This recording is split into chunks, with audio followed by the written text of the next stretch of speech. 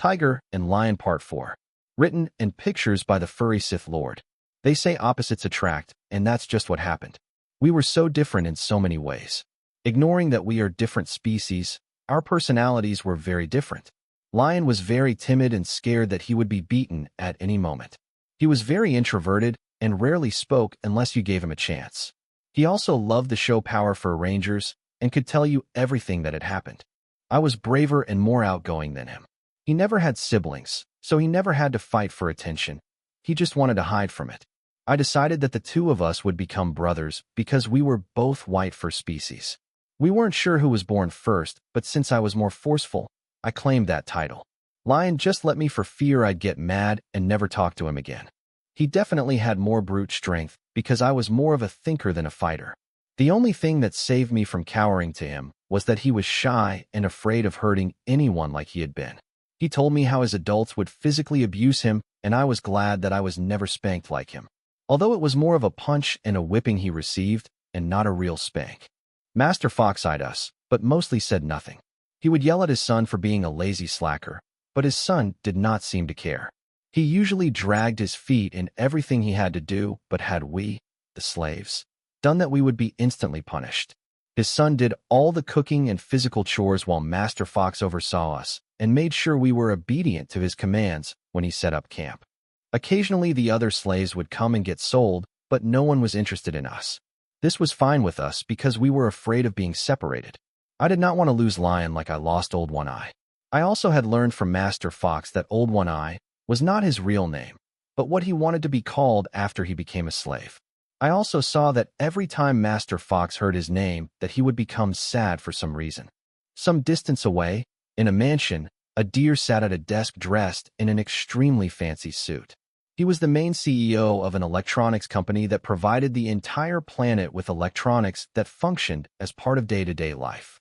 His company made everything from video games to cell phones and computers. He, personally, renamed the company to Antlers Conglomerate. His father produced weapons and ammo for the military and police to use. The company was originally called Buck's Weapons Emporium. When his father died in a car accident, Lou took over and decided he no longer wanted to make weapons. He hired the best and the brightest minds and put them to making electronics that species could not live without. Things that made life so much easier than how it was. Lou became the richest fur in the world, second only to the government. His father was very strict with his upbringing and turned him into a master business fur that no one could compete with. He just has one weakness, and that is that he loves his husband more than anything. This world is an open and free society, and except for the homeless and rare white fur species, everyone is tolerant. Here, if boys date boys and girls date girls, it is viewed as being no different than if a boy dates a girl, except that they can't give birth to cubs. So no one cared that the CEO of the most influential and powerful company on the planet dated another boy. Marriage in our world is symbolically tying the paws of the couple together. This symbolizes a union between them that they never want to be separated. Divorce does occur here, but not too often. So when Lou married his lover, no one really cared, but what raised eyebrows was the fact that his lover was a gray wolf. A predator and prey getting their paws, or in this case, hoof and paw tied, was unheard of. Yet when you are the richest, you can get away with almost anything. Lego, the gray wolf, crept slowly towards Lou as his back faced him while he was busy looking over reports at his desk at home in their mansion. Lego had done this hundreds of times, and Lou basically knew what Lego was up to, but he let him. The wolf could have ended Lou's life at any moment, and there was nothing he could do to stop him, but they loved each other too much. Lego rested his head on top of Lou's between his antlers, and Lego sniffed annoyance from the deer. Lego didn't care in the slightest, he just wanted to be close. "Do you need something?" Lou asked as he tried to keep his annoyance out of his voice. "I want a baby," Lego said, and Lou heard the tail of the wolf wagging rapidly. "How do you plan to pull that one off? Since neither of us can get pregnant, where are you going to find a surrogate?" Lou said calmly as he continued to read his reports.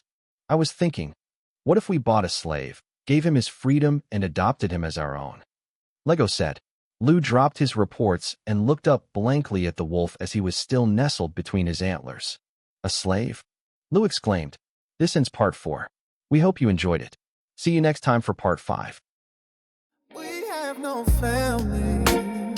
We Is there a place we will be accepted, hated at home by society? Together we stand alone. Is there a place that we can call home? I believe we have a place we can call home. I believe we have a place we can